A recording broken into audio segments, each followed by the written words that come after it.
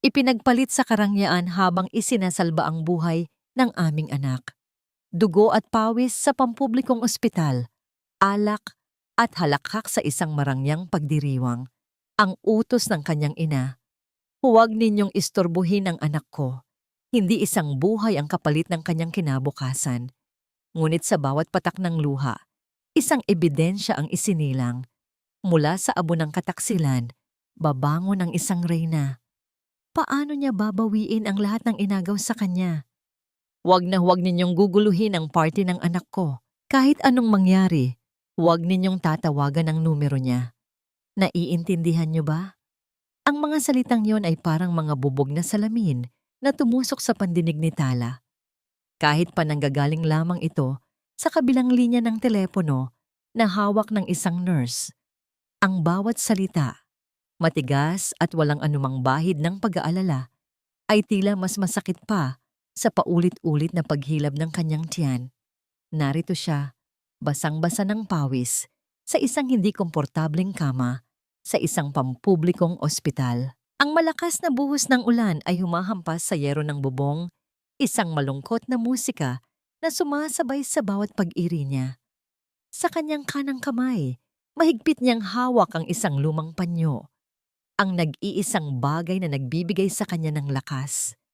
May burda yon ang kanilang mga pangalan, Crisanto at Tala, na siya mismo ang gumawa noong mga panahong simple pa ang lahat.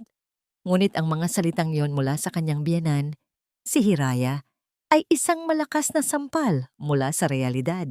Biglang nawalan ng lakas ang kanyang mga daliri. Bumagsak ang panyo mula sa kanyang kamay, lumapag sa sahig na hindi man lang niya namalayan. Ang ingay ng rumaragas ang ulan, ang mga yabag ng mga taong nagmamadali sa labas ng silid, ang lahat ay biglang nawala.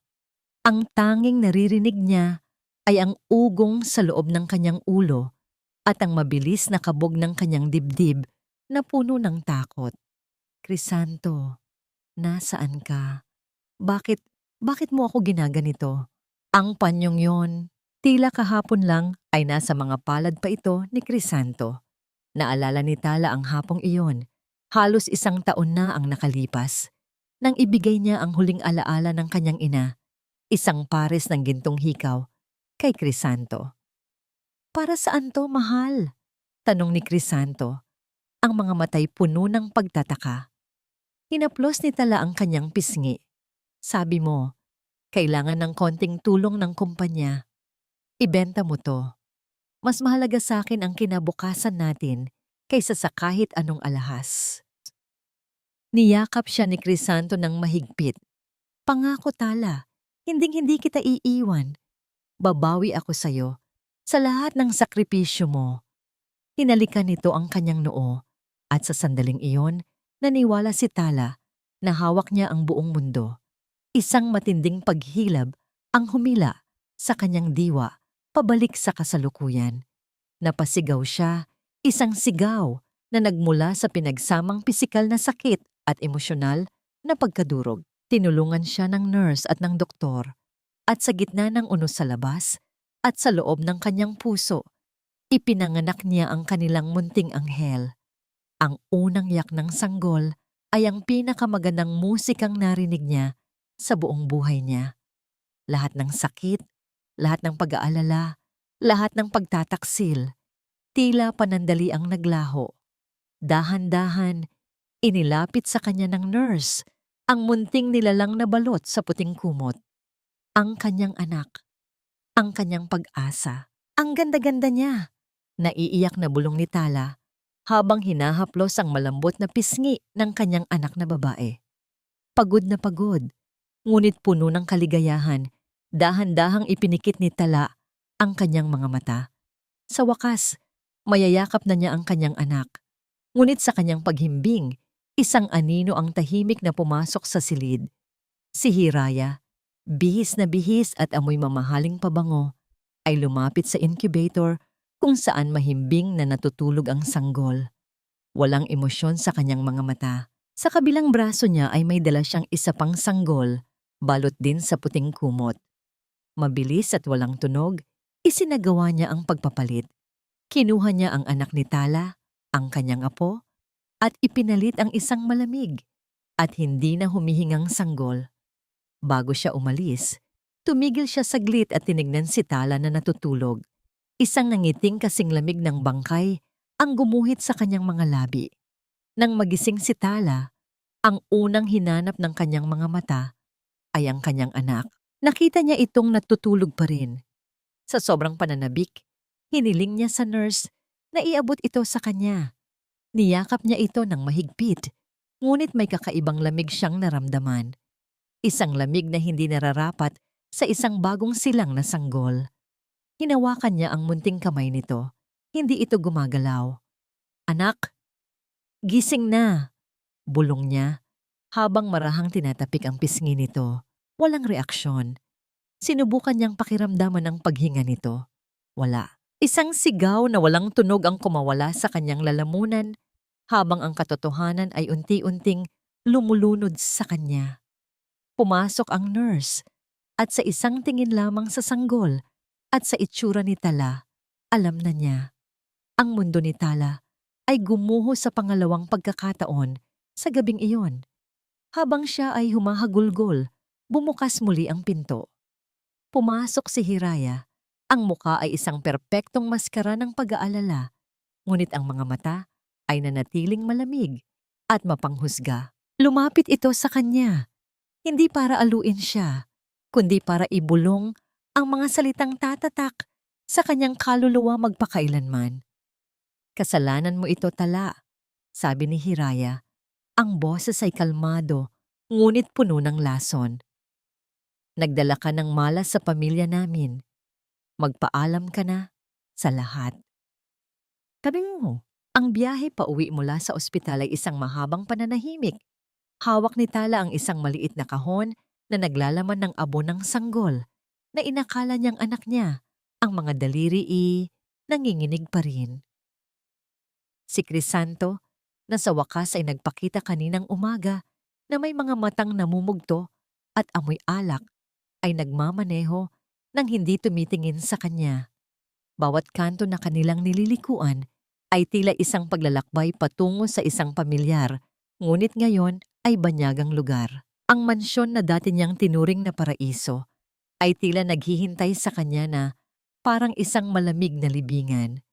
Pagpasok nila sa malaking pinto, ang inaasahan ni Tala na isang yakap ng pagdamay ay sinalubong ng isang nakakakilabot na katahimikan. Nakaupo sa sala si Hiraya, ang mukha ay kasing tigas ng marmol, at sa tabi nito ay si Clarice, ang kanyang matalik na kaibigan na may isang ngiti ng tagumpay na pilit itinatago. "Mabutit nakauwi na kayo," basag ni Hiraya sa katahimikan. Hindi ito isang pagbati, kundi isang hudyat. Naglakad si Tala palapit, nanginginig ang mga tuhod. "Inay, si Crisanto, ang anak po natin. Huwag mo akong tawaging inay." Putol ni Hiraya, ang boses ay matalas. Sa isang senyas, inilapag ni Clarice ang isang makapal na envelope sa ibabaw ng glass table. Ang tunog ng paglapag nito ay umalingaw-ngaw sa buong silid. "Tingnan mo yan, Tala," utos ni Clarice. Ang boses ay puno ng pagkasuklam. "Tingnan mo ang pruweba ng iyong kalandian." Nanginginig na binuksan ni Tala ang envelope. Ang kanyang hininga ay biglang naputol. Mga litrato. Sunod-sunod na mga litrato niya kasama ang isang lalaking hindi niya kilala. Sa mga anggulong nagpapahiwatig ng isang lihim na relasyon, ang mga larawan ay halatang-halata na peke. Ang pagkakadikit ng kanyang ulo sa katawan ng ibang babae ay magaspang kung susuriing mabuti. Ngunit sa unang tingin, ito ay sapat na para maghahasik ng duda. "Ano to?"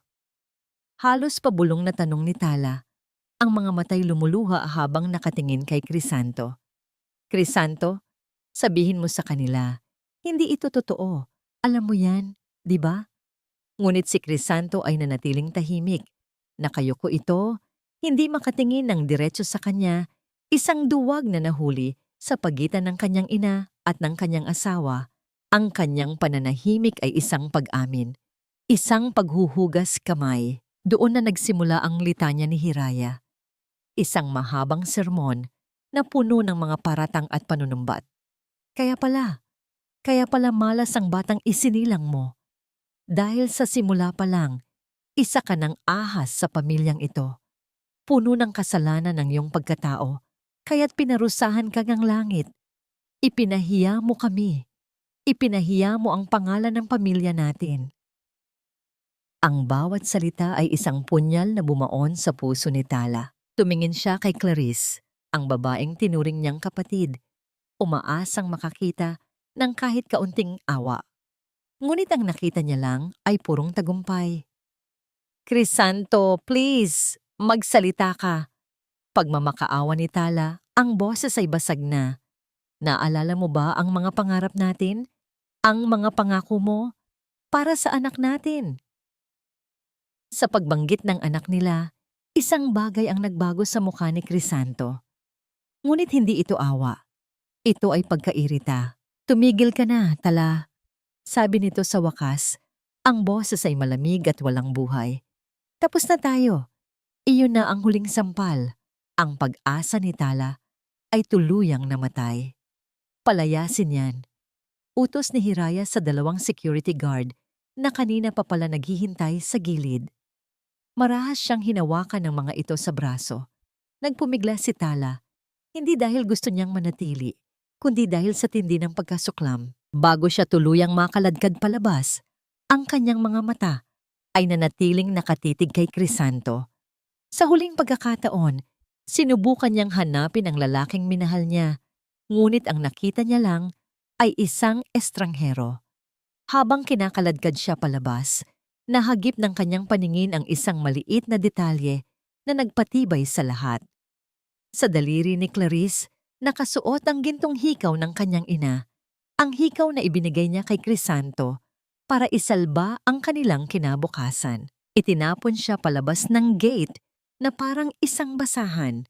Bumagsak siya sa basang semento, ang sakit ng kanyang tahi ay halos magpahiwalay sa kanyang ulirat.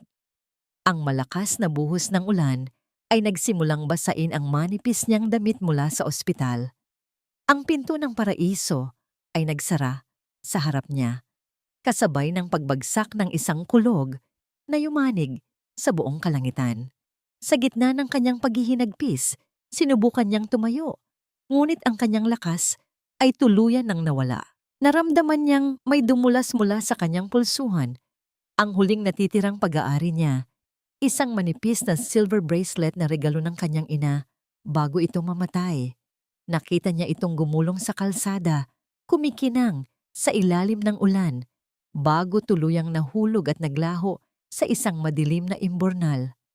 Kasabay ng paglaho ng bracelet, ang mundo ni Tala ay tuluyan ng nagdilim. Ang unang gumising sa diwa ni Tala ay ang amoy ng nilulutong luya at bigas. Kasunod nito ay ang marahang tunog ng isang sandok na kumakaskas sa isang lumang kaldero. Dahan-dahan niyang iminulat ang kanyang mga mata. Ang una niyang nakita ay isang kisameng gawa sa pinagtagpi-tagping yero na may mga mantsa ng kalawang. Nakahiga siya sa isang manipis na banig sa sahig, sa isang maliit na salas na ang dingding ay gawa sa luma at kupas na kahoy. Ang lahat ay simple, masikip, ngunit malinis. Gising ka na pala, Ineng. Isang boses ng isang matandang lalaki ang nagpabalikwas sa kanya. Nakita niya ito, isang lalaking may mga kulubot na sa mukha, manipis ang buhok, ngunit may mga matang puno ng kabaitan. Siya ang nagluluto ng lugaw. Sinubukan ni Talang bumangon, ngunit isang matinding kirot mula sa kanyang tahi ang pumigil sa kanya. Napangiwi siya sa sakit. "Huwag ka munang gumalaw," sabi ng matanda. Lumapit ito at inabutan siya ng isang basong tubig. "Ako si Kiko. Nakita kita kagabi sa kalsada. Walang malay at basang-basa sa ulan. Hindi ako tinulugan ng konsensya ko na iwan ka doon." Walang masabi si Tala. Ang mga alaala ng nakaraang gabi, ang mga litrato, ang mga sigaw ni Hiraya, ang pananahimik ni Crisanto, ang pagtatapon sa kanya palabas, ay bumalik na parang isang alon na lumunod sa kanya. Napahagulgol siya, Hindi dahil sa sakit ng katawan, kundi sa bigat ng kahihiyan.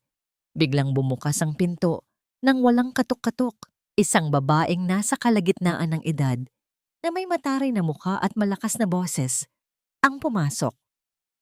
Hoy Kiko, totoo ba ang chismis? Nag-uwi ka raw ng babae? Sino yan? Di ba yan yung pinalayas na asawa ng mga Devilla? Sunod-sunod na tanong nito. Ang mga matay mapanuri mula ulo hanggang paa kay Tala. Narinig ko sa mga katulong doon na huli raw na ng lalaki. Iyan ba ang tinutulungan mo? Isang Makati? Ang bawat salita ng babae na tila si Aling Zenny na kilala sa buong iskinita ay parang mga batong ipinukol kay Tala. Pakiramdam niya ay hinuhubaran siya sa harap ng buong mundo. Yumuko siya. Niyakap ang kanyang mga tuhod.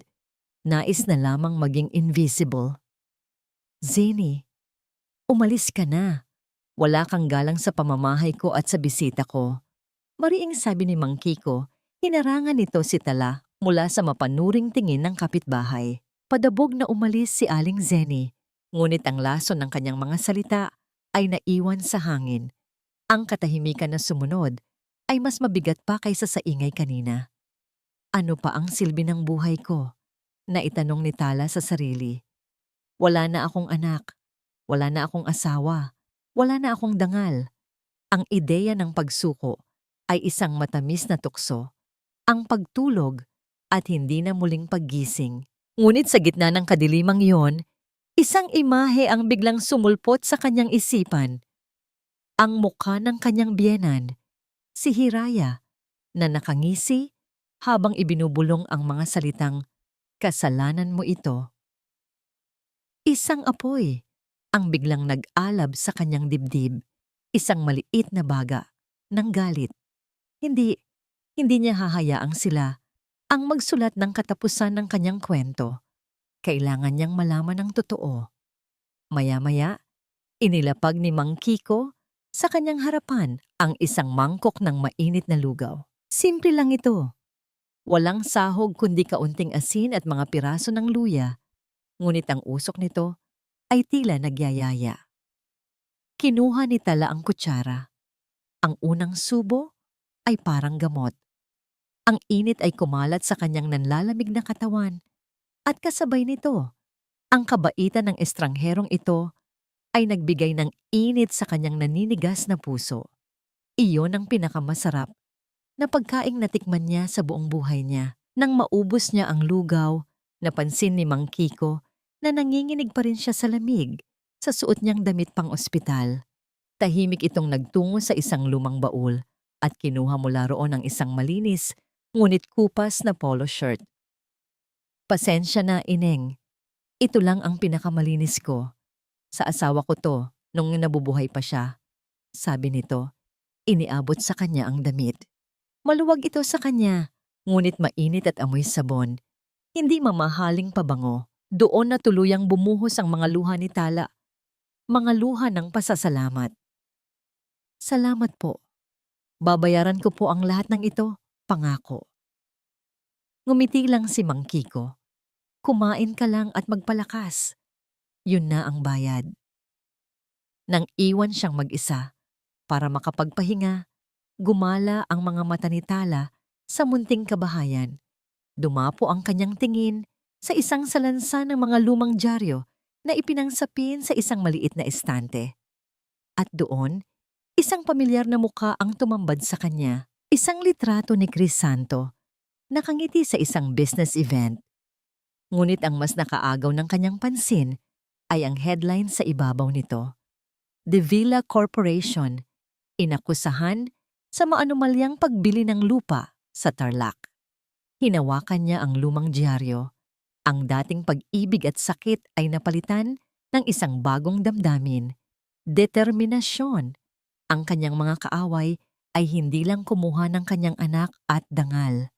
May mga itinatago pa silang mas malalaking kasalanan. At sa gabing iyon, sa isang maliit na bahay sa gitna ng kahirapan, isinumpa ni Tala sa sarili na malalaman niya ang lahat.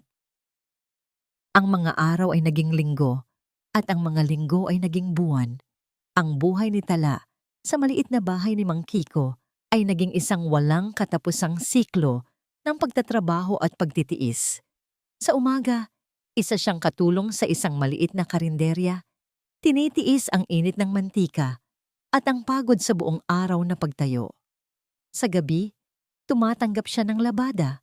Ang kanyang mga kamay na dati malambot ay unti-unting nagkakakalyo sa kakatuyo ng mga damit na hindi sa kanya. Ang bawat kalyo sa kanyang palad ay isang medalya ng pagtitiis, isang paalala ng buhay na ipinagkait sa kanya. Ngunit sa gitna ng pagod, may isang apoy na hindi namamatay sa kanyang puso. Ang bawat sentimong kanyang naiipon ay hindi para sa sarili niya. Ibinibili niya ito ng mga lumang dyaryo. Binabasa ang bawat balita tungkol sa mga Devilla. Pinag-aaralan ang bawat galaw ng kanilang kumpanya. Nakikinig siya sa mga usapan sa palengke, sa mga tsismis ng mga katulong, hinahabi ang mga piraso ng impormasyon na parang isang kumot ng katotohanan. Ginawa niyang sandata ang kanyang kalagayan. Dahil isa lamang siyang hamak na labandera, walang sino man ang naghihinala sa kanyang mga tanong.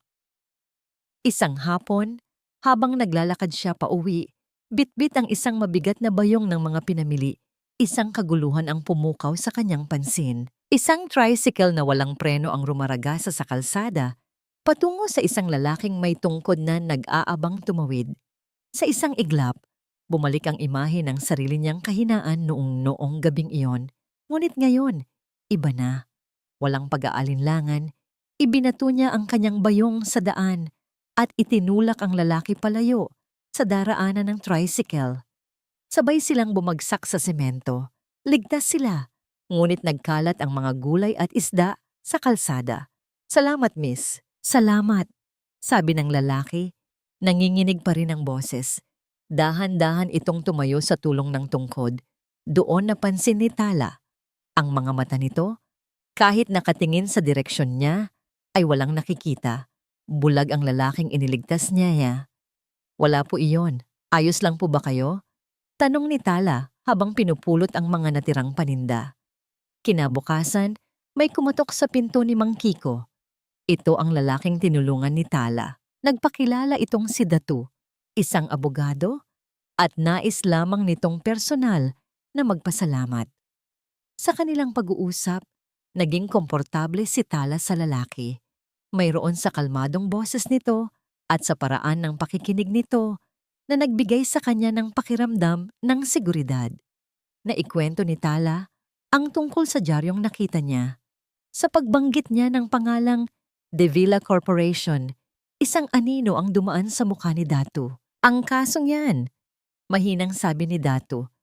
"Iyan ang kasong sumira sa buhay ng pamilya ko.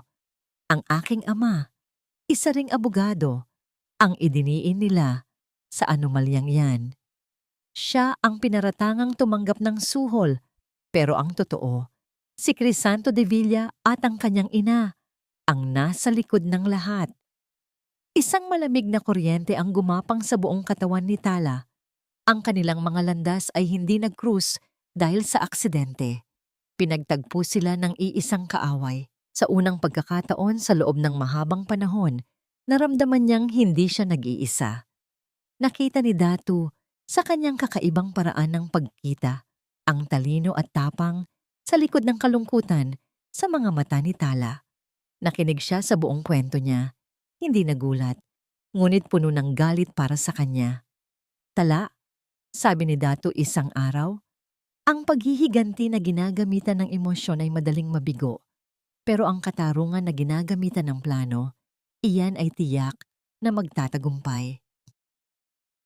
Inilahad nito ang isang ideya. "Ang ama mo, hindi ba't isa siyang iginagalang na antique appraiser? Nasa dugo mo ang kaalaman. Gamitin natin yan. Ibabalik kita sa mundo nila, hindi bilang si Tala na inaapi, kundi bilang isang taong hindi nila kayang baliwalain." Sa sumunod na 5 taon, ang munting bahay ni Mang Kiko ay naging kanilang headquarters. Sa araw, nagtatrabaho si Tala. Sa gabi, sa tulong ni Datu na may malawak na kaalaman sa sining at kasaysayan, Mula sa mga librong nabasa nito bago mabulag, masigasig niyang pinag-aralan ang lahat tungkol sa mga antigo. Ang mga kalyo sa kanyang kamay ay napalitan ng kalyo sa kanyang utak. Ang kanyang mga luha ay naging tinta sa pagsusulat ng kanilang mga plano. Nilikha nila ang isang bagong pagkatao para sa kanya. Si Stella, isang misteryoso at mayamang art consultant mula sa Europa, handa na ang lahat. Ang kanilang plano ay perpekto. Ngunit isang gabi, bago nila isagawa ang unang hakbang, nakita ni Datu ang isang bakas ng pag-aalinlangan kay Tala. Hawak nito ang isang maliit at kupas na larawan ng kanyang sanggol. Natatakot ako, Datu. Pag-amin niya. Paano kung hindi ko kaya? Ginagawa ko ba to para sa katarungan? O para lang sa isang anak na wala na? Tahimik si Datu. Pagkatapos ng ilang sandali, nagsalita ito sa isang boses na tiyak at puno ng bigat. Tala, sa loob ng isang taon, habang naghahanda ka, hindi ako tumigil sa pag-iimbestiga. May isa akong bagay na natuklasan. Isang bagay na itinatago nilang lahat. Humarap si Tala. Ang puso niya'y biglang kumabog ng malakas. Hindi namatay ang anak mo, Tala. Diretsong sabi ni Datu. Itinago nila siya. Ang bulwagan ng isang 5-star hotel ay kumikinang sa ilaw ng mga eleganteng chandelier. Ang mahinang tunog ng isang violin ay humahalo sa bulungan ng mga taong nabibilang sa alta sosyedad ng Maynila. Ito ay isang eksklusibong art auction, isang pagtitipon ng mga mayayaman at makapangyarihan. Sa gitna ng karangyaan, naglalakad sina Crisanto de Villa. Ang braso ay nakakawit sa braso ni Clarice, na ngayon ay asawa na niya. Sila ang larawan ng perpektong mag-asawa, matagumpay, mayaman at tinitingala. Darling, siguraduhin mong makukuha natin yung huling dapit hapon na painting. Bulong ni Clarice kay Crisanto, ang mga matay nagniningning sa kasakiman. Bagay na bagay yun sa bagong renovate nating library. Ngumiti si Crisanto. Anything for you, my love? Nasa kalagitnaan ng auction ng isang pangalan ang tawagin ng auctioneer na hindi pamilyar sa pandinig ng lahat. The bid is now at 5 million pesos. Do I hear a higher bid from the representative of a private collector from Europe? Miss Stella? Lahat ng mga mata ay napalingon sa isang babae sa bandang likuran. Nakasuot ito ng isang simpleng itim na bestida na bumagay sa kanyang perpektong tindig. Ang kanyang buhok ay nakapusod ng maayos na lalong nagbigay diin sa kanyang matangos na ilong at matapang na panga. May suot siyang salamin na bahagyang nagtatago sa kanyang mga mata, ngunit hindi nito maitago ang aura ng kumpiyansa at misteryo na bumabalot sa kanya. Ito si Tala. Ngunit hindi na si Tala. Ito si Stella. Itinaas niya ang kanyang kamay, kalmado at walang pag-aalinlangan. 6 million. Napasimangot si Clarice. Sino yan? How dare she? Itinaas niya ang kanyang sariling kamay. 7 million! Ngumiti lang si Stella, isang ngiting hindi umabot sa kanyang mga mata. 10 million. Natahimik ang buong bulwagan. Ang pagtalon mula 7 hanggang 10 milyon ay isang malinaw na pagpapakita ng kapangyarihan. Tumingin si Clarice kay Crisanto. Naghihintay na tapatan nito ang alok. Ngunit si Crisanto ay natigilan, hindi dahil sa presyo, kundi dahil sa babae. May isang bagay sa kanyang tindig, sa kanyang boses, sa paraan ng panggiti nito na nagpapakaba sa kanya. Isang multo mula sa nakaraan, ang tila bumubulong sa kanyang tainga. Going once, going twice. Sold to Miss Stella for 10 million pesos! Anunsyo ng auctioneer. Narinig ang mahinang palakpakan.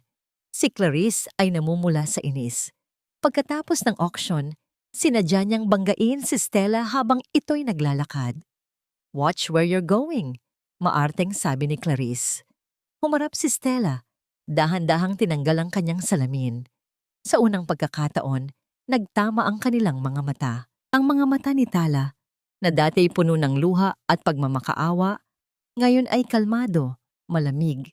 at tila nakikita ang pinakamadilim na sikreto ng kaluluwa ni Clarice. Napaatras si Clarice. Ikaw? Halos hindi nito masabi. Ang pagkakahawig ay hindi maikakaila. Ngunit ang aura ay ibang-iba. I believe you dropped this, sabi ni Stella. Ang boses ay pino at may bahagyang banyagang accent. Ipinakita niya ang isang panyong nahulog ni Clarice. Ngunit bago niya ito iabot, ang kanyang mga mata ay bumaba sa isang pamilyar na bagay sa leeg ni Clarice. Isang kwintas na may pendant na gintong hikaw. Ang hikaw ng kanyang ina. Isang malamig na kislap ang dumaan sa mga mata ni Stella. Ngunit agad din itong nawala. Napalitan ng isang professional na ngiti. You must be Mrs. De Villa. I've heard so much about your husband's business. Sa sandaling iyon, lumapit si Crisanto. Clarice, may problema ba? Tanong niya. Ngunit ang kanyang mga mata ay nakapako kay Stella. Ang multo sa kanyang isipan ay nagkaroon ng mukha. Ang tibok ng kanyang puso ay bumilis. Hindi sumagot si Stella. Tinalikuran niya sila at nagsimulang maglakad palayo. Ngunit bago siya tuluyang makalayo, huminto siya at lumingon. Ang kanyang tingin ay diretso kay Crisanto.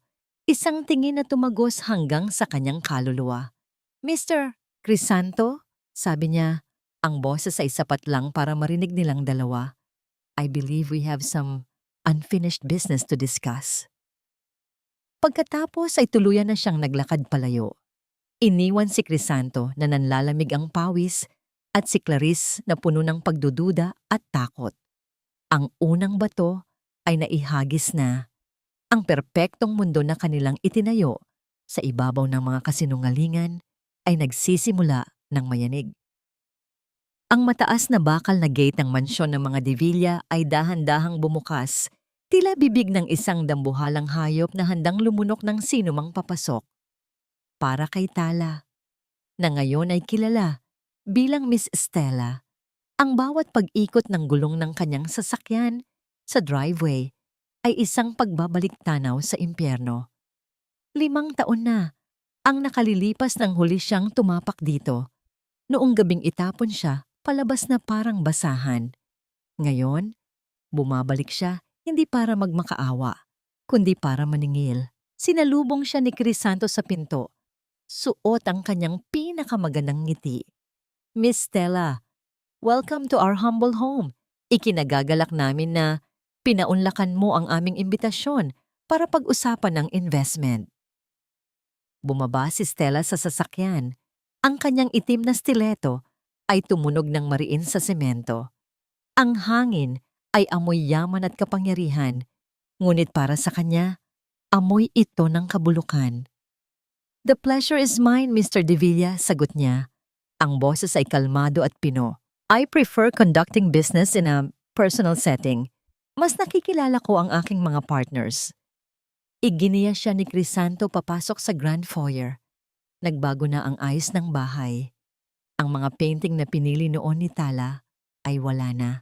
Pinalitan ng mga gintong palamuti na sumisigaw ng karangyaan, ngunit kulang sa puso. Sa sofa, nakaupo si Clarice, nagbabasa ng magazine habang hinihimas ang isang mamahaling pusa, at si Hiraya na nakaupo sa kanyang paboritong silyon na parang isang reyna sa kanyang trono.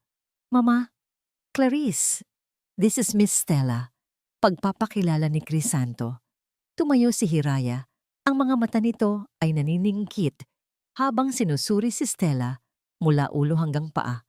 Nice to meet you, Hiha. You look familiar. Hindi kumurap si Stella. I have a common face, Mrs. De Villa. Or perhaps, nakita mo na ako sa mga magazine sa Europa. Habang nag-uusap sila tungkol sa negosyo at shares, ang mga mata ni Stella ay lihim na gumagala.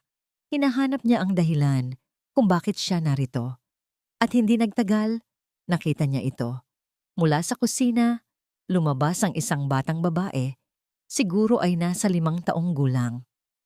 Payat ito, nakasuot ng isang kupas na damit na maluwag sa kanya at may mga pasa sa binti na tila galing sa pagkakauntog o sa ibang bagay. Hirap na hirap itong buhati ng isang mabigat na tray ng juice at merienda.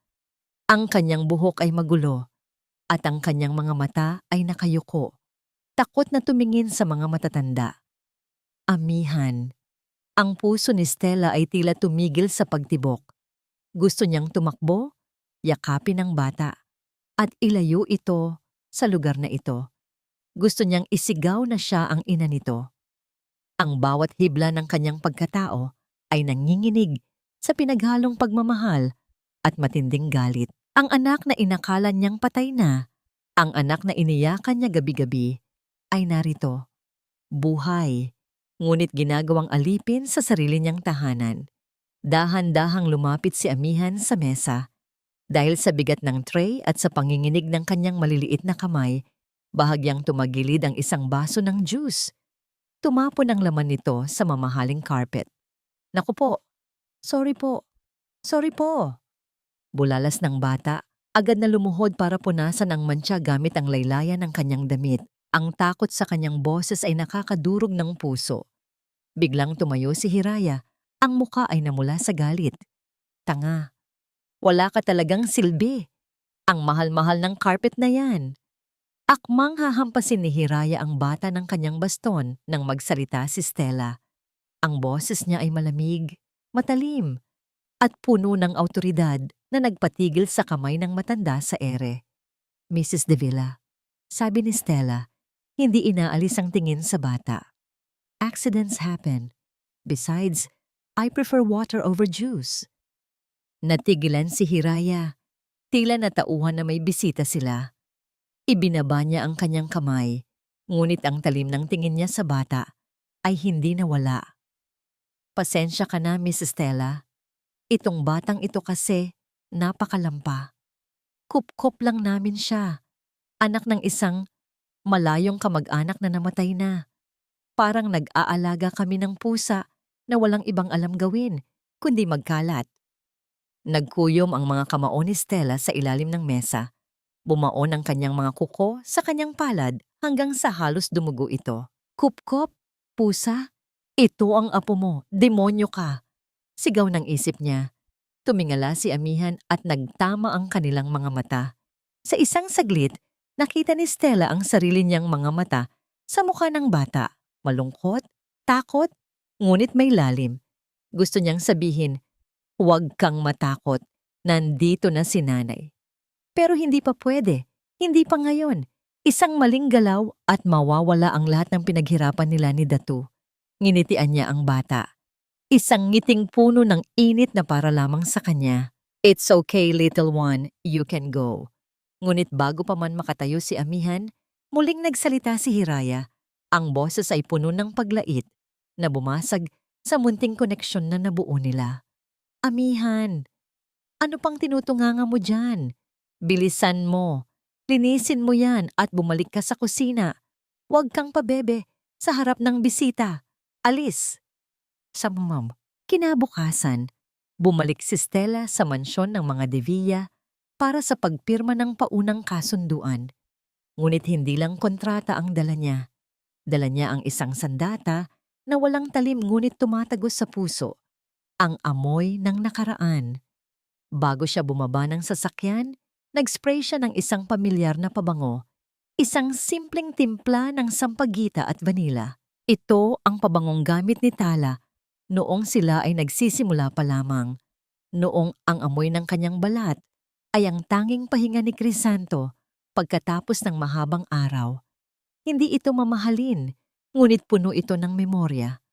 Pagpasok niya sa library, kung saan naghihintay si Crisanto, agad na nagbago ang ihip ng hangin. Habang papalapit siya para makipagkamay, nakita niya ang bahagyang paglaki ng mga mata ni Crisanto. Natigilan ito sa ere. Ang amoy ay parang isang time machine na humila sa kanya, pabalik sa isang masikip na apartment, sa mga gabing payapa, sa isang babaeng minahal niya bago nilamon ng ambisyon ng kanyang kaluluwa. Mr. De Villa, are you all right? Tanong ni Stella.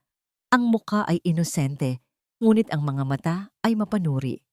Yes, I'm sorry, utal na sagot ni Crisanto, na tila nahihirapang huminga. Your perfume. It reminds me of someone from a long time ago. Ngumiti ng tipid si Stella. Is that so? Sabi nila, ang pangamoy ang may pinakamatalas na memorya. Minsan, bumabalik ang mga multo ng nakaraan sa pamamagitan lamang ng isang simoy ng hangin. Ang mga salitang yon ay nagpataas ng balahibo sa batok ni Crisanto. Naupo sila para pag-usapan ng negosyo, ngunit halata ang pagkabalisa ng lalaki. Panay ang sulyap nito sa kanya. Hinahanap si Tala sa mga galaw ni Stella, ngunit ang nakikita lang niya ay isang malamig at sopistikadong estranghero. Sa kalagitnaan ng kanilang pagpupulong, pumasok si Clarice, dala ang isang tray ng kape, pilit na nagpapanggap na isang mabuting asawa sa harap ng investor. "Here's some coffee," sabi ni Clarice, sabay upo sa tabi ng asawa at pagkapit sa braso nito na parang linta. Gusto niyang ipakita kay Stella kung sino ang nagmamay-ari kay Crisanto. Dito na inilabas ni Stella ang kanyang susunod na alas. "Oh, before I forget," sabi ni Stella, sabay dukot ng isang maliit na velvet box mula sa kanyang bag. A small token of appreciation for our partnership. Inabot niya ito kay Crisanto. Nang buksan ito ng lalaki, namutla siya. Sa loob ay isang silver tie clip na may disenyong bituin, tala. Ito ang eksaktong disenyo na tinitingnan nila sa isang magazine noon. Ang regalong gustong-gusto ibigay ni Tala sa kanya, pero hindi nito mabili dahil kailangan nilang tipirin ng pera para sa gatas ng magiging anak nila. "It's beautiful," bulong ni Crisanto. Ang boses ay nanginginig. "Nakita ko yan sa isang antique shop sa Europe." Pagsisinungaling ni Stella nang diretso sa mata. Nang makita ko ang bituin, naisip ko agad na bagay ito sa isang taong laging nagnanais na maabot ang langit, tulad mo, Mr. De Villa. Napansin ni Clarice ang reaksyon ng asawa, ang lungkot at pangungulila sa mga mata nito habang hinahaplos ang tie clip. Ang selos ay parang asidong kumalat sa kanyang dibdib. Bakit siya naaapektuhan ng isang simpleng regalo? At bakit parang may alam ang babaeng ito na hindi niya alam? Sa sandaling iyon, biglang tumunog ang cellphone ni Clarice na nakapatong sa mesa. Isang unknown number. Sinagot niya ito ng pabalyang, naiinis sa tensyon sa silid. "Hello? Sino to?" Mula sa kabilang linya isang boses ng lalaki. Boses na inayos ni Datu gamit ang voice changer para magtunog pamilyar. Ang nagsalita. "Clarice, si Mario to. Kailangan nating mag-usap tungkol sa bata. Naghihinala na yata sila." Nanlaki ang mga mata ni Clarice. Mario ang pangalan ng driver na ama ng kanyang anak. Paano nalaman ng tumawag ang tungkol sa bata? At bakit sa numerong ito tumawag? "Sino yan?" tanong ni Crisanto. Napansin ang biglang pamumutla ng asawa. "Wala. Wrong number." Mabilis na sagot ni Clarice, sabay patay ng telepono. Ngunit ang takot ay nakasulat na sa kanyang mukha. Ang kanyang sikreto ay tila isang bombang may sindina. Natapos ang meeting na puno ng hindi kimkim na emosyon. Si Crisanto ay litong-lito sa pabango at regalo. Si Clarice ay takot na takot sa tawag. Ang pundasyon ng kanilang pagsasama na itinayo sa kasinungalingan ay nagsisimula nang magkaroon ng mga bitak. Nang gabing iyon, sa loob ng kanilang kwarto, sumabog ang tensyon. Nakita ni Clarice si Crisanto na nakatayo sa may bintana, hawak ang tie clip at tila malalim ang iniisip. "Bakit mo ba tinititigan yung regalo ng babaeng yan?" Sigaw ni Clarice, hindi na makapagpigil. "At kanina pa ako nababahuan sa'yo. Amoy. Amoy mahirap. Amoy ng ex-wife mong patay gutom." Humarap si Crisanto. Ang muka ay puno ng pagkalito at galit. "Tumigil ka, Clarice. Wala kang alam." "Wala akong alam? O baka ikaw ang may hindi alam?" Ganti ni Clarice. Inilalabas ang sariling insecurities para pagtakpan ang takot niya sa tawag kanina. "Bakit mo siya tinitingnan na parang nakakita ka ng multo?" Hindi sumagot si Crisanto. Sa halip, ibinulsa niya ang tie clip at lumabas ng kwarto. Iniiwan ang kanyang asawa na lunod sa sariling mga demonyo. Sa labas ng pinto, Napasandal si Crisanto sa dingding, habang ang amoy ng sampagwita ay nanatiling nakakapit sa kanyang alaala. Isang paalala ng kasalanang hindi mahuhugasan. Naging madilim ang langit ng sumunod na araw at ang mabigat na buhos ng ulan ay tila sumasalamin sa bigat ng puso ni Tala. May meeting siya sa De Villa Mansion para sa mga final touches ng investment, pero ang isip niya ay nasa ibang bagay. Habang naghihintay siya sa sala, napansin niyang tahimik ang bahay. Masyadong tahimik. Wala si amihan. Wala ang batang laging inuutos-utusan. Nasaan ang batang babae? Tanong niya sa isang maid na nagdala ng tubig. Naku po, ma'am, sagot ng maid. Nilalagnat po si amihan. Nasa kwarto niya po sa likod ng kusina. Pinabayaan lang po ni Ma'am Hiraya. Sabi, wag daw istorbuhin, mapapagod lang daw kami. Kumuyom ang kamao ni Tala. Anong kwarto? Sa bodega po malapit sa laundry area. Bodega. Ang anak niya ay natutulog sa isang bodega habang ang mga taong umagaw sa kanya ay natutulog sa mga kutsyon na gawa sa seda. Nagpaalam si Stella na gagamit ng restroom, ngunit dumiretso siya sa direksyon ng kusina. Ang kanyang mga takong ay walang ingay sa marmol na sahig. Pagdating sa laundry area, nakita niya ang isang maliit na pinto. Binuksan niya ito ng dahan-dahan. Ang amoy ng amag at lumang gamit ang sumalubong sa kanya. Sa isang sulok, nakahiga si amihan sa isang manipis na banig. Nanginginig ito, balot ng isang lumang kumot na punit-punit. Ang kanyang mukha ay namumula sa init at ang kanyang paghinga ay mababaw at mabilis. Nanay? Unggol ng bata sa kanyang pagtulog, ang boses ay mahina at basag. Lumuhod si Tala. Sa tabi nito, ang kanyang puso ay parang pinipiga. Anak ko! Bulong niya, ang mga luha ay nagsisimulang pumatak. Hinaplos niya ang noo ng bata. Ang init nito ay nakakapaso. Kumuha siya ng isang maliit na palanggana ng tubig at bimpo na nakita niya sa lababo at dahan-dahang pinunasan ng noo at leeg ni amihan. Ang bawat haplos niya ay puno ng pagmamahal na naipon sa loob ng 5 taon. Huwag kang mag-alala, anak. Nandito na si Tita Stella, sabi niya. Pinipigilan ang sarili na sabihing nanay. Gagaling ka, lalakas ka. Habang pinupunasan niya ang bata, napansin niya ang isang peklat sa braso nito. Isang lumang paso.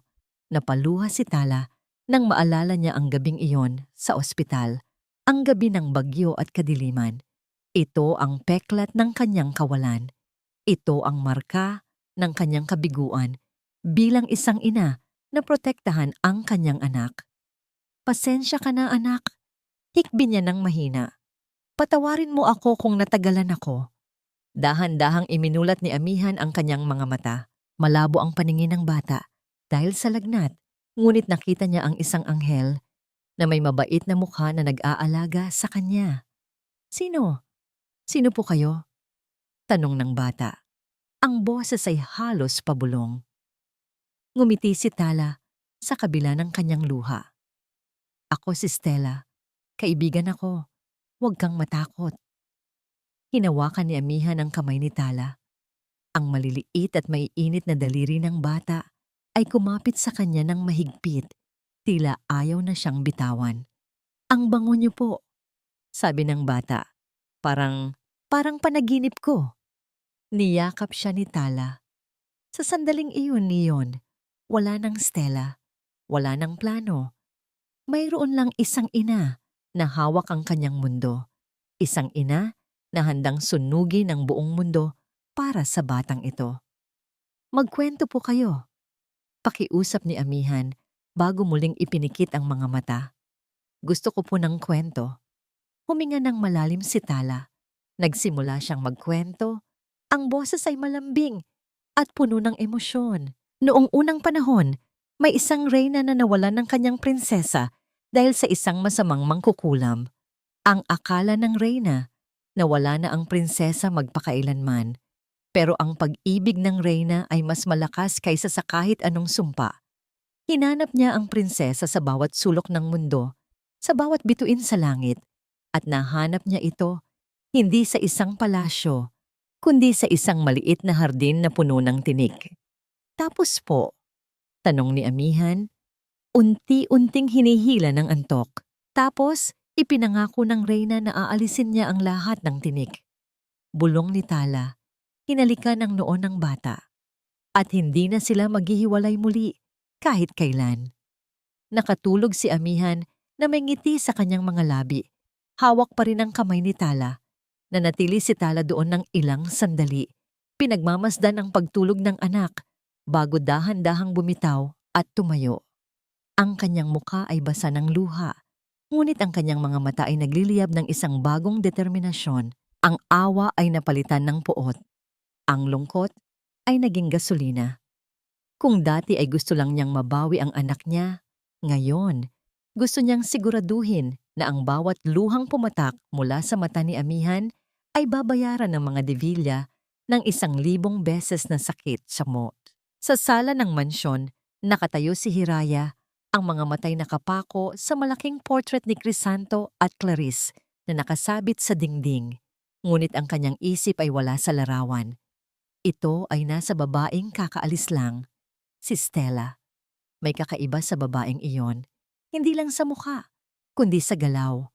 Ang paraan ng paghawak nito sa tasa ng tsaa, ang paraan ng pagtitig nito sa kanya kapag akala nito ay hindi siya nakatingin.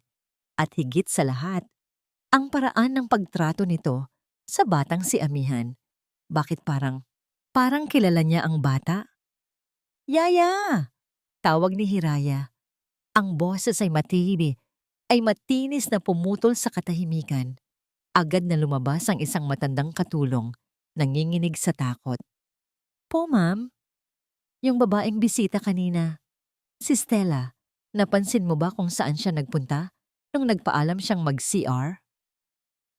Nag-alinlangan ng katulong. Parang nakita ko po siyang papunta sa may kusina, ma'am, sa banda ng kwarto ni Amihan. Nanlaki ang mga mata ni Hiraya. Kusina? Kwarto ng katulong? Anong gagawin ng isang bilyonaryang investor sa isang maruming sulok ng bahay?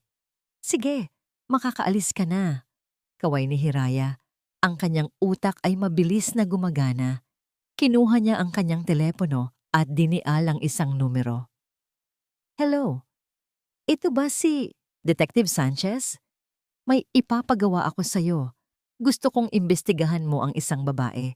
Ang pangalan niya ay Stella. Stella Montreal. Alamin mo ang lahat tungkol sa kanya. Saan siya nanggaling? Sino ang mga magulang niya? At kung anong koneksyon niya sa pamilyang ito. Ngayon din, ibinaba niya ang telepono. Ang kanyang mga daliri ay mahigpit na nakahawak dito. Hindi ako pwedeng magkamali. Bulong niya sa sarili. May itinatago ang babaeng yan. Kinabukasan, bumalik si Stella sa mansyon. Ngunit sa pagkakataong ito, hindi para sa negosyo, kundi para kumustahin ang kalagayan ng bata. Dala niya ang isang basket ng prutas at gamot. Sinalubong siya ni Hiraya sa pinto. Ang ngiti ay matamis, ngunit ang mga mata ay nanunuri.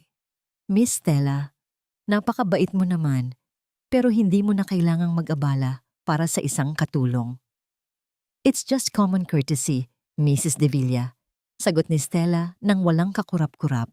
Sa kultura namin sa Europa, ang pag-aalaga sa mga empleyado ay refleksyon ng karakter ng isang amo, na patiimbagang si Hiraya sa pasaring. Well, salamat! Pero bago ka pumunta sa kusina, pwede ba tayong mag-usap sandali? May itatanong lang ako. Iginiya siya ni Hiraya sa garden. Naupo sila sa magkatapat na silya. Miss Stella, simula ni Hiraya, diretso ang tingin sa mga mata ng kausap. Alam mo, nung una kitang makita, akala ko nakakita ako ng multo. Kamukhang kamukha mo ang dati kong manugang. Si Tala. Hindi kumibo si Stella. Kalmado lang siyang uminom ng tsaa. Tala? Ang gandang pangalan. Star, isn't it? Oo. Isang bituin na nahulog. Makahulugang sabi ni Hiraya, namatay siya. 5 taon na ang nakakaraan. Isang aksidente. Sayang.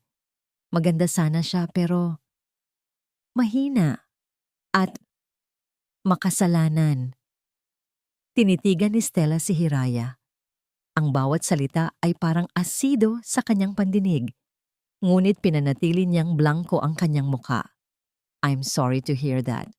But I assure you, Mrs. De Villa, I am very much alive at hindi ako mahina. Ngumiti si Hiraya ng mapakla. Sana nga, kasi sa pamilyang ito ang mahihina ay tinatapakan. Biglang tumunog ang cellphone ni Hiraya. Sinagot niya ito at habang nakikinig, ang kanyang muka ay unti-unting nagbago mula sa pagdududa patungo sa pagkabigo. Ano? Sigurado ka? Tanong niya sa kausap. Wala? Kahit ano. Ibinaba niya ang telepono, halatang dismaya. Ang detective na inutusan niya ay walang nakitang anumang record ni Stella bago ang 5 taon. Ang background ni Stella ay malinis, perpekto at gawa-gawa. Ngunit sapat na ito para maitago ang katotohanan sa ngayon. Is everything all right, Mrs. De Villa? Tanong ni Stella. Alam na alam kung sino ang kausap nito. Yes, just business. Pagsisinungaling ni Hiraya. Tumayo si Stella. If you'll excuse me, I'd like to give this to Amihan now. Habang naglalakad siya palayo, narinig niya ang bulong ni Hiraya sa hangin. Magaling ka magtago, Stella. Pero hindi mo maitatago ang amoy ng lansa habang buhay. Malalaman ko rin kung sino ka talaga. Nakanggiti si Stella habang naglalakad, ngunit ang kanyang puso ay kumakabog ng malakas. Muntik na, masyadong malapit. Ang laro ay nagiging mapanganib. Kailangan na niyang bilisan. Ang oras ay hindi na niya kakampi. Ang hangin sa De Villa Mansion ay kasing bigat ng isang bagyo na nagbabadya. Isang malaking press conference at gala dinner ang inorganisa ni Crisanto para opisyal na i-anunsyo ang partnership ng De Villa Corporation at ng European investment firm na kinakatawan ni Stella. Lahat ng media outlets ay imbitado. Ito ang magiging pinakamalaking tagumpay ni Crisanto o ang kanyang pinakamalaking kahihiyan. Habang abala ang lahat sa paghahanda, tahimik na kumikilos si Datu sa anino. Ang kanyang planong inilatag ng 5 taon ay nakadepende sa isang simpleng pagkakamali ng kalaban, ang kanilang pagmamataas. Sa loob ng mansion, si Stella ay naglalakad patungo sa silid ni Hiraya. Alam niyang ito ang huling pagkakataon na makakapasok siya rito nang malaya bago ang gabi. Hawak niya ang isang maliit na recording device na nakatago sa ilalim ng manggas ng kanyang dress. Kumatok siya. Mrs. De Villa, may I come in? Pasok, sagot ni Hiraya mula sa loob. Nakaharap ito sa salamin. Inaayos ang isang mamahaling kwintas. I just want to confirm the guest list, sabi ni Stella. Lumapit sa mesa kung saan nakapatong ang listahan. Habang nagkukunwaring tinitingnan nito, sinadya niyang ibagsak ang kanyang clutch bag. Bumukas ito at nagkalat ang laman. Lipstick, pulbos, at isang pares ng hikaw. Oh, clumsy me, sabi ni Stella, agad na lumuhod para pulutin ang mga gamit. Hayaan mo na yan sa katulong, iritableng sabi ni Hiraya. No, I can handle it, sagot ni Stella. Habang nakayuko, mabilis niyang idinikit ang maliit na recording device sa ilalim ng table lamp ni Hiraya. Ito ay kasing liit lamang ng isang butones. Tumayo siya, nginisian si Hiraya at lumabas. Thank you, Mrs. De Villa. See you later. Sa labas ng mansion, sa loob ng isang van, nakikinig si Datu sa pamamagitan ng headphones. Ang device ay aktibo na. Ngayon, kailangan na lang nilang maghintay na magkamali si Hiraya. At hindi nagtagal, nangyari na nga. Maya-maya pa, pumasok si Clarissa sa kwarto ni Hiraya, mukhang problemado. Mama, kinakabahan ako kay Stella. Parang may alam siya tungkol sa sa bata. Rinig na rinig sa recording device ang boses ni Hiraya. "Huwag kang praning, Clarice." Wala siyang alam. Ang alam ng lahat, namatay ang anak ni Tala nung gabing yun. Ang batang si Amihan ay isa lang ampon na walang kwenta. Sino ang maniniwala na apo ko ang basahan na yan? Napangisi si Datu. Gotcha. Ngunit hindi pa tapos. Ang susunod na hakbang ay mas mapanganib. Kailangan nilang makuha ang pag-amin tungkol sa anak ni Clarice. Si Mario, ang driver na ama ng anak ni Clarice, ay nakatanggap ng text message mula sa isang unknown number. "Alam ko ang sikreto niyo ni Ma'am Clarice. Kung ayaw mong malaman ni Sir Crisanto na hindi kanya ang batang si Marco, magkita tayo sa likod ng mansion ngayon din."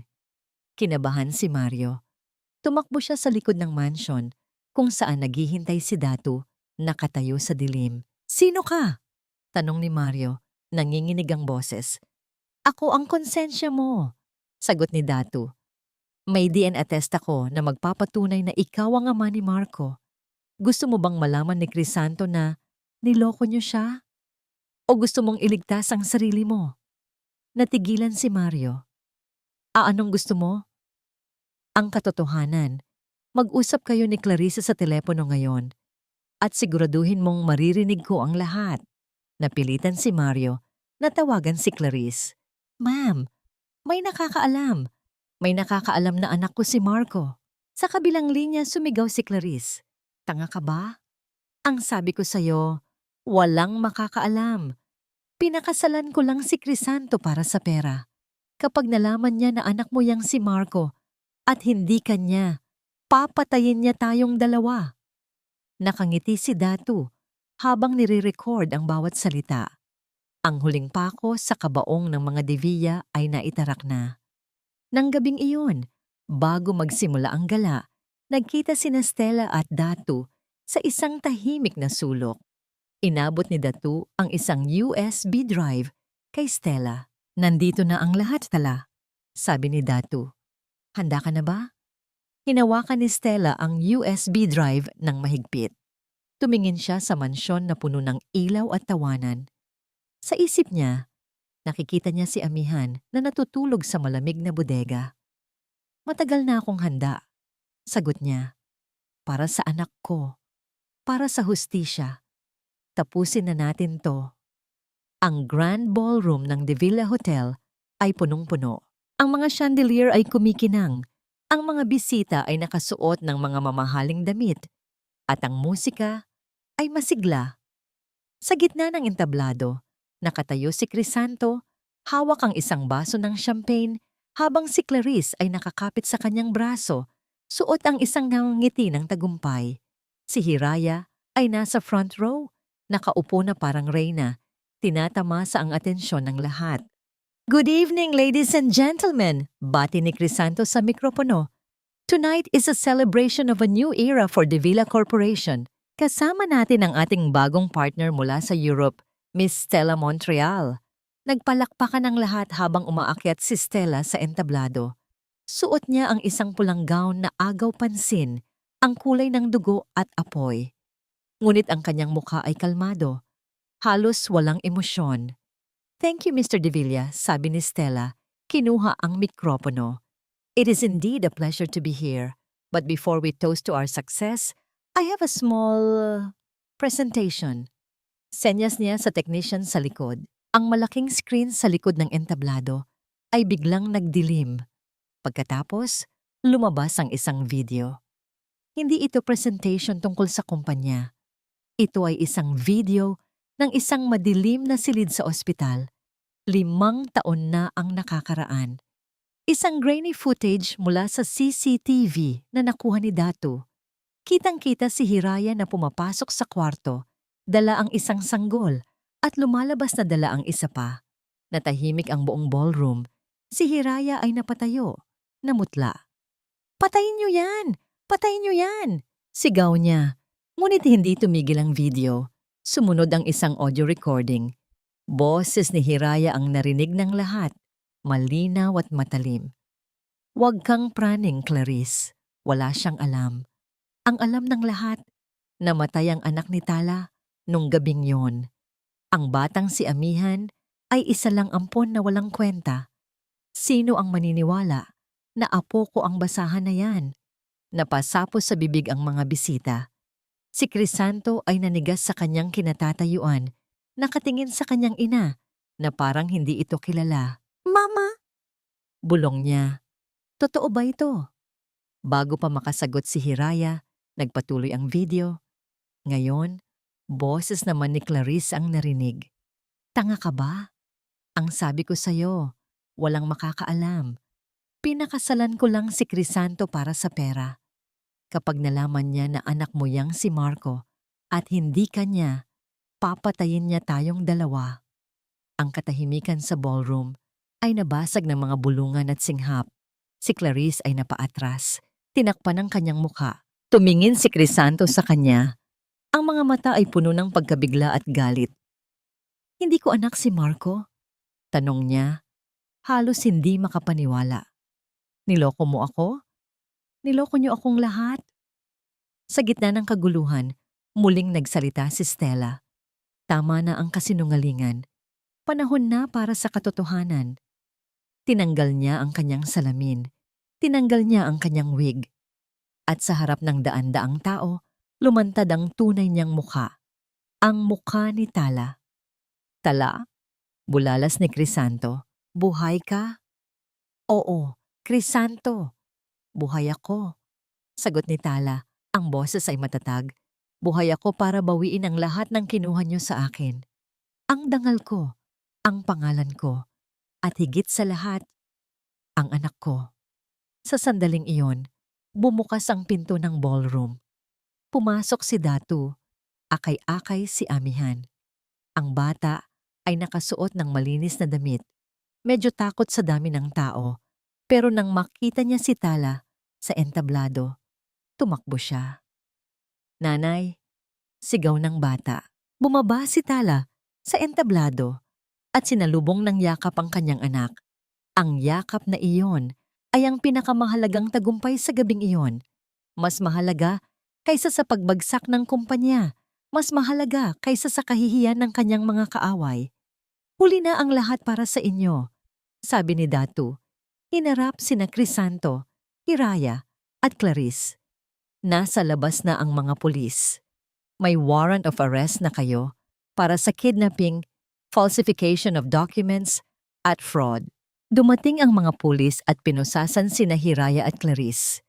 Si Crisanto ay nanatiling nakatayo, tulala, nakatingin sa mag-inang nagyakapan, na wala sa kanya ang lahat, ang kanyang ina, ang kanyang asawa, ang kanyang anak-anakan, ang kanyang kumpanya, at ang babaeng tunay na nagmahal sa kanya. Tala, patawarin mo ako. Bulong niya habang pinipusasan din siya. Tumingin si Tala sa kanya, hindi na may galit kundi may awa. Pinatawad na kita, Crisanto. Matagal na. Pero hindi ibig sabihin noon na makakatakas ka sa hustisya. Habang dinadala sila palabas ng mga pulis, nagpalakpakan ng mga tao, hindi para sa palabas, kundi para sa katapangan ng isang ina. Niyakap ni Tala si Amihan ng mahigpit, habang si Datu ay nakangiti sa tabi nila. Ang gabi ng katotohanan ay nagtapos, at ang umaga ng bagong simula ay paparating na.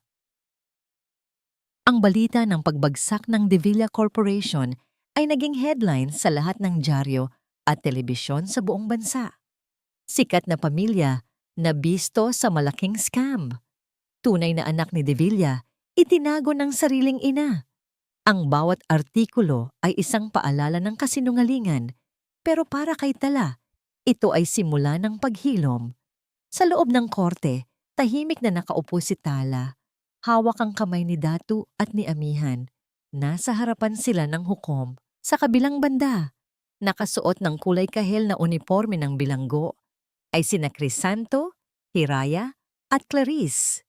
Ang mga mukha nila ay walang bahid ng dating yabang. Si Hiraya, na dati parang reyna, ngayon ay mukhang matandang uugod-ugod. Si Clarice, na laging puno ng inggit ay nakayuko sa hiya. At si Crisanto, siya ay nakatingin lang sa kawalan. Guilty, Sabi ng hukom, ang boses ay matatag. Reclusion perpetua para kay Hiraya de Villa sa kasong kidnapping at serious illegal detention. 10 taong pagkakakulong kay Clarice Bautista para sa estafa at falsification of public documents at 15 taon kay Crisanto de Villa para sa complicity at obstruction of justice. Nangibabaw ang palakpakan sa loob ng korte pero si Tala ay hindi pumalakpak. Huminga lang siya ng malalim. Tapos na.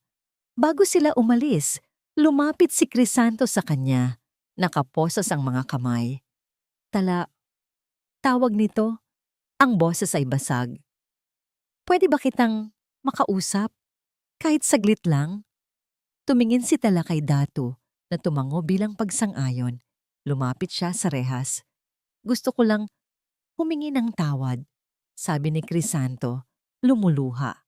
Sa lahat, sa hindi kita pinaniwalaan, sa pagiging duwag ko, sa pagkawala ng anak natin, at sa pagpapahirap sa kanya. Tumingin siya kay amihan na nakatago sa likod ni Tala. Anak, patawarin mo si Papa. Tinitigan siya ni Tala. Walang galit sa kanyang mga mata, pero wala ring pagmamahal. Pinatawad na kita, Crisanto. Matagal na. Pero ang pagpapatawad ay para sa akin, hindi para sa'yo. Para makalaya ako sa sakit. Ang katarungan, iyan ang para sa'yo.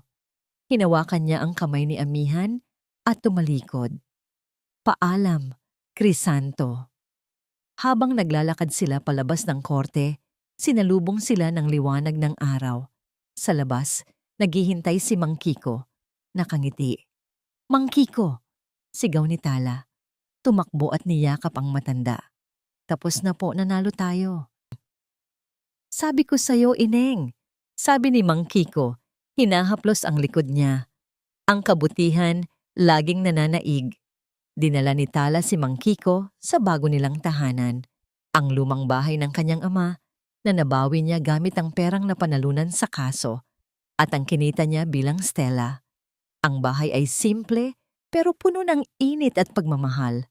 May hardin na puno ng bulaklak kung saan masayang naglalaro si amihan. Isang hapon, habang nagkakape sila sa hardin, lumapit si amihan kay Tala. Nanay, tawag nito, masaya na po ba tayo? Binuhat ni Tala ang anak at hinalikan sa pisngi. Oo anak, sobrang saya. Kahit wala si Papa? Tanong ng bata. Tumingin si Tala kay Datu na nakaupo sa kabilang silyon, nakikinig sa huni ng mga ibon na may ngiti sa labi. Minsan anak, sagot ni Tala, ang pamilya ay hindi lang tungkol sa dugo. Tungkol ito sa mga taong nandyan para sa'yo nung walang-wala ka. Tungkol ito sa pagmamahal na totoo. Hinawakan ni Datu ang kamay ni Tala. Tama ka, Tala. At masaya ako na bahagi ako ng pamilyang ito. Ngumiti si Tala. Sa wakas, ang kanyang puso ay buo na. Ang mga sugat ng nakaraan ay naging peklat na lamang, mga paalala ng kanyang lakas. Ang bagyo ay lumipas na, at ang araw ay sumikat na muli sa buhay ni Tala. Mas maliwanag at mas maganda kaysa dati. 1 taon na ang lumipas mula nang humupa ang bagyo sa buhay ni Tala. Ang dating luma at inabandonang bahay ng kanyang ama ay hindi na isang gusaling puno ng alikabok at mapapait na alaala. Ngayon, isa na itong santuwaryo. Ang pangalan sa arko ng gate ay Tahanan ng Pag-asa, isang foundation na itinayo ni Tala para sa mga inang solong itinataguyod ang kanilang mga anak at para sa mga biktimang tulad niya na minsan nang nawalan ng boses. Ang hardin sa likod ay namumulaklak na. Ang mga damo na dati gubat ay napalitan ng mga hanay ng rosas, santan at sampagita. Sa gitna nito, naroon si amihan, tumatakbo at tumatawa kasama ang ibang mga bata. Ang kanyang mga mata ay nagniningning sa ligaya na hindi na kayang nakawin ng sinuman. Wala na ang takot, wala na ang mga pasa. Ang tanging marka na naiwan sa kanya ay ang pagmamahal ng kanyang ina. Nakatayo si Tala sa beranda. Hawak ang isang mainit na tasa ng kape. Pinagmamasdan niya ang kanyang anak. Sa kanyang mesa may isang sulat na galing sa bilibid. Galing kay Crisanto. Hindi na niya ito binuksan. Hindi dahil sa galit, kundi dahil hindi na niya kailangan. Ang kapatawaran ay hindi isang regalong ibinibigay sa nagkasala. Ito ay isang regalo na ibinibigay mo sa iyong sarili para makalaya. At si Tala ay malaya na. Wala na siyang bitbit na puot. Ang tanging nararamdaman niya para sa kanyang nakaraan ay isang tahimik na pasasalamat. Dahil kung hindi dahil sa sakit, hindi niya matutuklasang kaya pala niyang maging ganito katatag. Naramdaman niya ang isang pamilyar na presensya sa kanyang likuran. Ang tunog ng tungkod na tumatapik sa sahig na kahoy ay musika sa kanyang pandinig. Malalim yata ang iniisip mo, malambing na sabi ni Datu. Tumigil ito sa tabi niya. Kahit hindi nakakakita, ay tila alam na alam nito kung saan siya nakapwesto. Lumingon si Tala at ngumiti. Kahit alam niyang hindi iyon nakikita ni Datu. Inabot niya ang kamay ng lalaki at ipinatong yon sa kanyang pisngi. Iniisip ko lang kung gaano kaganda ang view mula dito. Sayang, hindi mo nakikita. Hinawakan ni Datu ang kamay ni Tala at hinalikan ang kanyang palad. Nakikita ko, Tala. Naririnig ko ang halakhak ni Amihan. Naamoy ko ang mga bulaklak na itinanim mo at nararamdaman ko ang kapayapaan sa paghinga mo. Iyon ang pinakamagandang view na pwede kong makita. Isinandal ni Tala ang kanyang ulo sa balikat ni Datu. Sa loob ng mahabang panahon, akala niya ang pag-ibig ay tungkol sa pagsasakripisyo ng sarili para sa iba. Akala niya kailangan niyang maging maliit para maging malaki ang kanyang asawa. Pero kay Datu, natutunan niya ang tunay na kahulugan ng pag-ibig. Hindi ito pag-aari, hindi ito pagkakautang. Ito ay ang paglalakad ng sabay, hawak kamay, na parehong buo, parehong malaya. Salamat Datu, bulong ni Tala, dahil tinulungan mo akong buuin ulit ang sarili ko. Hindi kita binuo, Tala. Sagot ni Datu, hinaplos ang buhok ni Tala. Tinulungan lang kitang pulutin ang mga piraso. Ikaw ang nagdugtong-dugtong nito. At ngayon, mas matibay ka na, mas maganda. Parang ginto. Tumakbo si Amihan palapit sa kanila. Pawisan pero nakangiti. Nanay, Tito Datu, tignan niyo po, may paru-paro. Lumuhod si Tala at niyakap ang kanyang anak. Sumali si Datu sa yakap nila. At sa sandaling iyon, sa ilalim ng mainit na sikat ng araw sa Maynila, naramdaman ni Tala ang isang bagay na matagal na niyang hinahanap. Hindi ito ang yaman na inalok ni Crisanto. Hindi ito ang karangyaan ng mga Devilla. Ito ay ang simpleng pakiramdam ng pagiging sapat. Natutunan ni Tala na ang buhay ay hindi isang tuwid na daan. May mga bagyo, may mga lubak, at may mga taong susubok na itulak ka sa bangin. Pero hanggat mayroon kang tapang na mahalin ang iyong sarili at hanggat marunong kang tumingin sa mga bituin sa gitna ng dilim, laging may umagang darating. Ang kwento ni Tala ay hindi nagtapos sa paghihiganti. Nagtapos ito sa paghilom. At sa hardin ng mga bagong simula, ang bawat bulaklak na namumukadkad ay patunay na kahit ang pinakamalalim na sugat ay pwedeng maging pinakamagandang kwento ng pag-asa. At sa bawat paglubog ng araw sa hardin ng mga bagong simula, dala nito ang pangako na kahit ang pinakamadilim na gabi ay laging sinusundan ng isang magandang umaga. Sa inyo, aming mga minamahal na tagapakinig na sumama sa mahabang paglalakbay na ito, mula sa unang patak ng luha ni Tala hanggang sa huli niyang ngiti ng tagumpay, taos-puso akong nagpapasalamat. Hindi naging madali ang paghabi sa kwentong ito. Inaamin ko bilang may akda, may mga gabing tumulo rin ang aking luha habang isinusulat ko ang mga eksena ng pangungulila ni Tala sa kanyang anak. Ang sakit ng isang inang ninakawan ng karapatang yumakap sa sariling dugo ay isang damdamin na tumatagos sa puso, kahit sa papel lamang. Ang kwento ni Tala at Amihan ay hindi lamang isang katang-isip. Ito ay inspirasyon mula sa kwento ng bawat babaeng nadapa, nasugatan, at inakalang katapusan na ng mundo. Ngunit piniling bumangon. Ito ay para sa mga pusong nagmahal ng lubos at nasaktan ng sagad. Ngunit naniwala pa rin sa kapangyarihan ng paghilom. Gaya ng isang buto na kailangang ibaon sa dilim ng lupa bago maging isang matayog na puno. Minsan, ang ating mga pagsubok ang siyang nagpapatibay sa ating mga ugat. Nais kong iwanan kayo ng isang mensahe. Ang pagpapatawad ay hindi kahinaan. Ito ang pinakamataas na uri ng tapang. Tulad ni Tala, naway mahanap ninyo ang liwanag sa inyong sarili at huwag na huwag ninyong hahayaang ang inyong halaga ay diktahan ng pagkakamali ng iba. Ngayon, nais kong marinig ang inyong tinig. Kung kayo ang nasa katayuan ni Tala, kaya niyo bang gawin ang ginawa niya? Kaya niyo bang patawarin ang isang krisanto at maglakad palayo nang walang bitbit na galit?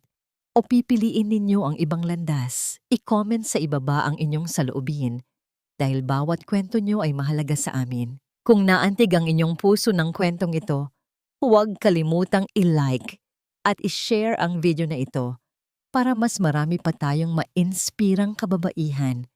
Hanggang sa muli nating pagkikita sa susunod na kabanata ng buhay at pag-ibig. Maraming salamat po.